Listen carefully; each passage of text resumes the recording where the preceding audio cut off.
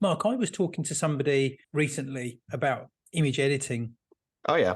and I was asking this person about what image editing software are you using, and I can't remember what she said now, but it wasn't Photoshop, wasn't Lightroom, it wasn't an Adobe product. The first thing she said, "Well, I'm not going to be paying the bloody cloud, price that rip off that Adobe are charging." Which I wasn't asking whether she used Adobe or anything. I just said, well, so what software are you using, for your editing? She was immediately quite dismissive of the fact that Adobe charge, a monthly fee for their product. Yeah. And I think a lot of people feel like that, don't they? Well, I think they feel tied into it. Do you remember the days of, you get an Adobe Photoshop. You get Adobe Photoshop and you get it on a disc, and somebody lends you that disc. Hey, look, we all did it, right? Let's not, you're not going to say, "Oh, I never did it. I always bought it." And I did buy it, but I also managed to get some copies from the odd copy from somewhere else where I didn't need to buy it. We've all done it, right? It's the way the world works. And then it went cloud and the subscription. Now, for me, it suits me absolutely fine, and I've always got the latest version. We use it professionally. Yeah. And it does make sense. And for the amount that we use it, it's actually not a lot of money. But also, really. I mean, how much was Photoshop when you had to buy it on disc? I mean, we were looking about 400 quid, something like that. I was going to say about 600 quid. It was a lot of, and of course that would be the current one for about what, 2 or 3 years, maybe. Yeah, something like that. And then there'd be a brand new one out, and you'd have to buy it all over again, which is crazy. I like the cloud system. I mean, it could be a little less in money, I guess. I mean, we'd always say that. I think it cost me about a tenner a month, something like that. And I get Lightroom, I get Bridge, I get Photoshop. I think there's some other things there I get which I never use. But you're always going to get the updated version. You're always going to get the, as I say, the much up to date with all the new fangled tools for that subscription, which to me, I thought, you know what, it's a no brainer. I'd rather do that than spend £600 every 3 years. It's true. To get the updated tools. Yeah. And as far as I'm concerned, I think Adobe are the leaders. They do innovate. They're the ones that, Photoshop has become it's just a word in itself now. Yes, it is. Everyone uses the word. It just in everyday speak, don't they? Photoshop. You can Photoshop it, which actually annoys me a little bit because some say it, and anyway, that's another story. But yeah, no, you're right. It's like sellotape, isn't it? Sellotape's a brand. It's not. That's sticky tape is the product, but everyone calls it sellotape. Yeah, that's right. Yeah,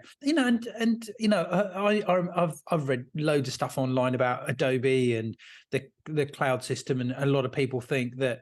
I'm reading something here. This is going back a couple of years ago. Somebody saying online about why Adobe products so expensive. It says greed, greed, greed.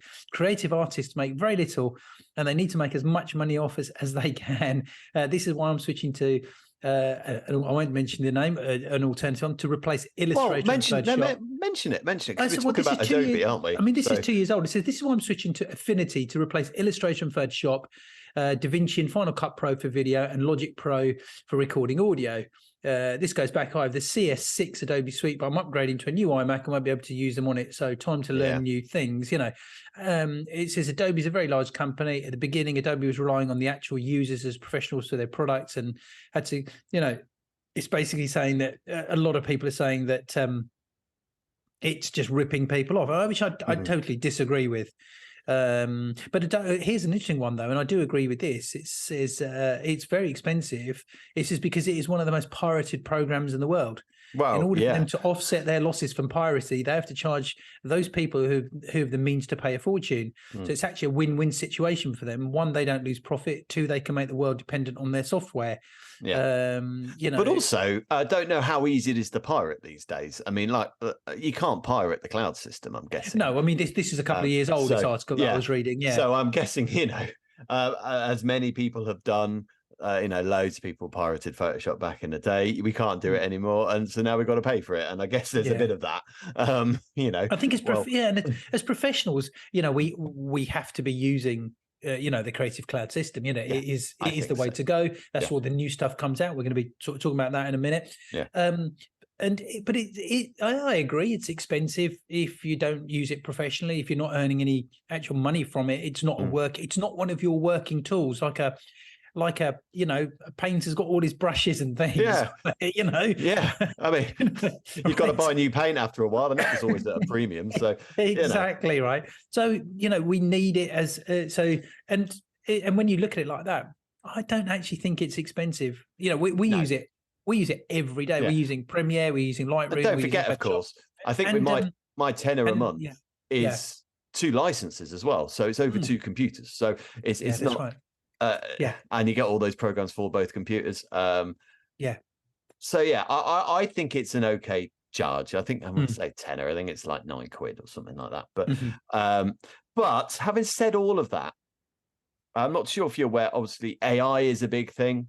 And Photoshop have really utilized the AI software. I have to say, not just with Photoshop. I've been using the denoise because I'm editing a wedding at the moment where it was really low light. It was a different type of wedding. There was this sort of show in the wedding, and he did say, you know, it'll be low light, but he didn't mind the noise. Well, some of this noise was ridiculous, and I have to say, I've had a little fiddle with the new denoising. I don't know how new it is, but it's the first time I've had to use it.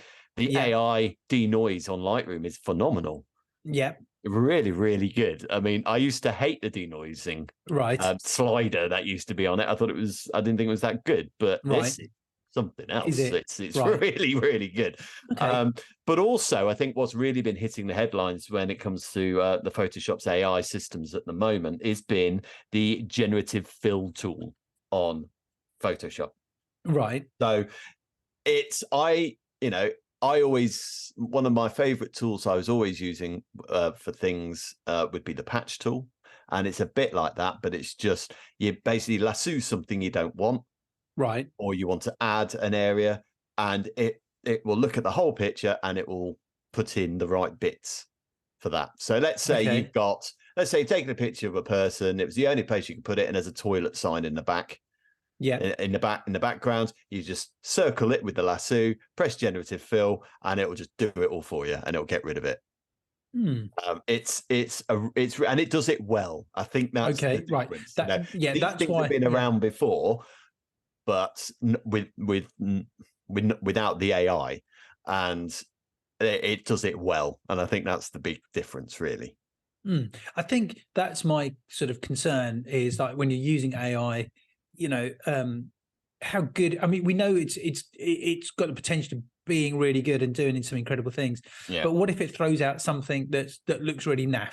You know, there's a potential for that, isn't there? Yeah, but I have to say, I've been very impressed with it. I know someone else I work with. He's been banging on about it ever since it's been on the beta version of it. He keeps saying, "Oh, you should use it, Mark. Use it. Have you not used it yet?" And I just haven't gotten around to using it because I didn't need to. But yeah, so basically, the AI powered feature allows users to add elements to a photograph not present in the original capture. I'm reading this from an F-Stoppers article, just to give them a shout out. Many creators love the feature, and as I say, it just works really well. However. And this is a bit which has annoyed me a little bit, despite all the things we said about the Adobe subscription process. This might change to how many creators love the feature because due to a recently announced change in Adobe's pricing structure. So basically what they're going to do is they're going to charge us a little bit more for using this particular feature. They're going to do it in a credit situation. So this is whether you've got a subscription or not. Okay. Okay. Yeah. So if you've got a subscription, let's say, I mean, I don't have that. There's several different subscriptions you can get, I'm sure, as people know, with Photoshop. So I've got one that is based around photography. Have you got Illustrator as well, Cam? And all those? I do, yeah. Yeah. So you've got the big subscription which has all the apps. I don't. I just have the slimline version because I don't use Illustrator and I don't use Premiere, so there's no point in me buying for that. But with these subscriptions, you will get a certain amount of free credits to use this particular AI tool. Okay. So if people subscribe like you have, and you've got all the apps, you will get 1,000 free credits each month, while single app users, and I guess that's where I am, will receive 500 credits per month. Right. These credits will not roll over. Okay. So you'll get 1,000 credits per month. If you've only used 500, you're not going to get 1,500 the next month. They'll just top it up to back to 1,000. Yeah. You can purchase. You can purchase more credits. It's in dollars, but $4.99 per month for 100 credits. Right. Which isn't that much for no for $5, whatever it is. Yeah, It'll be sure. That's about what, 5-6 quid for us, I guess. Yeah. Something like that. Yeah, something like that. Yeah. Adobe also says, though, that the tool will still work after exhausting the credits, but the tool will run slower. But Right. how slow remains to be seen. What do you think to that? Well, I guess the main question there is the charge, isn't it? It's. I think whatever tool it is, it's irrelevant. It's the fact that they're charging this credit system when you already are subscribing. The thing is, they're providing a new service, aren't they?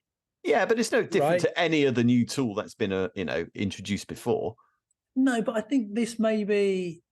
I guess in a way that, are they looking at the costs that they've invested into this? I mean, why should there not be a charge for it? Because they've introduced something new. They're providing us with a new service, and if we want to use that, we have to pay for it.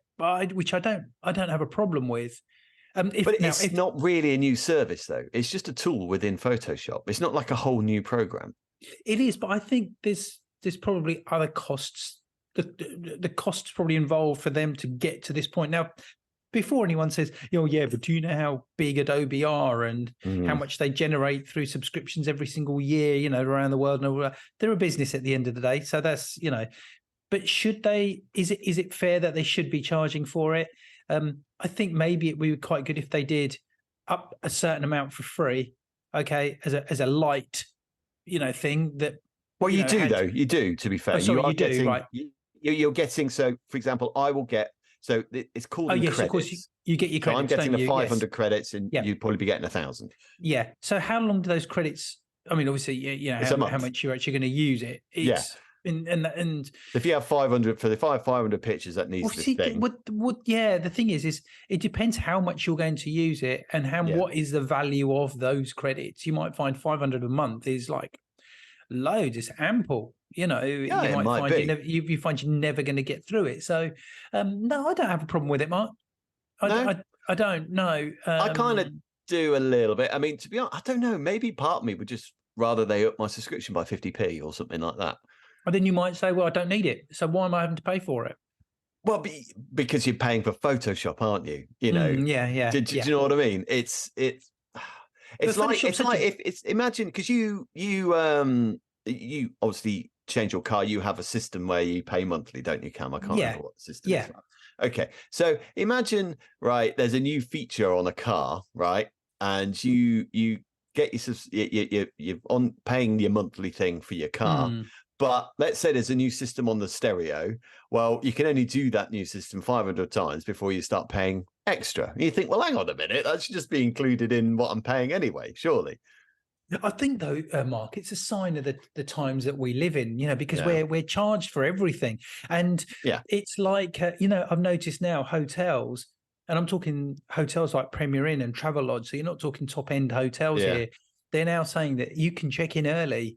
Okay, but you've got to pay £10 if you want to, because you arrive in your room, you've arrived before midday, rather than them saying, okay, well, you can leave your bags here at reception, which is traditionally what people have done. Look, I know I can't check in, but can I do my bags off? Yeah, of course you can. Now it's, oh no, we can have your room ready early for you if you pay your £10-15, and there's enough people out there that are going to do it. Because what happens is these groups of consultants, they sit in rooms and they come up with these ideas, and how can we squeeze even more out of every single customer. And that's a big thing in, it doesn't matter what industry we're in, everything is about how can you possibly squeeze even more out of that customer if you've got a customer in whatever industry that you're in.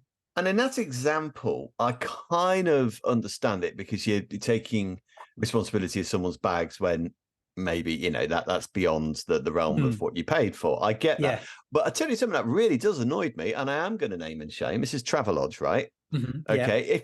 If you pay for a room, and we stay in a lot of Travelodges doing the grads that we do, right? You're paying for a room, but if you want the internet, you've got to pay an extra $3.99 a month. And as we know, because we tried doing a podcast over that internet after paying for it, the internet was rubbish.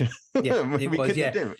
So it's free for 30 minutes. See, that annoys. Yeah, free for 30 minutes. You got it. Yeah, free for 30 minutes, and then you can pay for their better Wi-Fi while you're there. It's not even better Wi-Fi. It's just Wi-Fi, isn't it? Whereas with Premier Inn, they have a basic Wi-Fi, and then they have, if you pay extra, you get the super duper Wi-Fi. I get that. Yeah, because you've still got access to Wi-Fi. Yeah. Again, it's all about squeezing as much as you can out of every single customer at every single opportunity. Like when you go to an airport, you know, there's this constant charges that are being bought in. You know, you think a flight is cheap when you're booking it, and then you realize by the time you put all your essential add-ons, actually it's turned out to be a lot more expensive than I thought. By the time you get to the point of how to pay for it, you think, I didn't realize it was going to be that much. You just end up paying it anyway because you don't really have a choice. So I think a lot of these things, it doesn't surprise me that all of these things, you know, are all chargeable for. They're going to come up with something new soon. There'll be a new system with Adobe about how they're going to do it. Yeah, but then you might have to pay for something else, like another new tool. And it's kind of like, I have a subscription here. What's going on? Yeah. But also the other thing is how are they going to like track it? So is there going to be something on my computer for Adobe to track how many times I've used this tool? Because before, when it's like stock, they can check, well, he's downloaded X amount of pictures. And it's easy to track, isn't it? So you get X amount of a similar sort of system, isn't it? You pay a subscription to Adobe Stock, you get X amount of credits for photos you can download. And every time you download it, they can track it. Well, how are they going to track me doing basically what it's a bit like the patch tool, right? How are they going to track me using this tool on my computer? They are going to have some sort of tracker and viewing on my computer. Yeah, I think what you'll see is maybe a little bar where your credits, you'll see them Not maybe sure go if I'm down. happy about them having that access to my computer either. Yeah, that's right. Well, they probably haven't, but it's more the case of that tool that you're using. Maybe each time you not click on it, but you click to purchase, it will clearly say you are going to use a credit. You are going to use 10 credits. This is going to cost you 50 credits. Yeah. But how do they know how many credits I got? And that means they must have access to my computer some I'm sure shape or form, which I'm not sure if I like. But I mean, you know, it's as I said, it's sign of the times, and I suppose the amount of money that they've invested to bringing this, they've also invested probably millions of pounds, you know, millions of dollars into all this to get to this point. All they're thinking is they want to recoup the money, and you know, I guess, you know.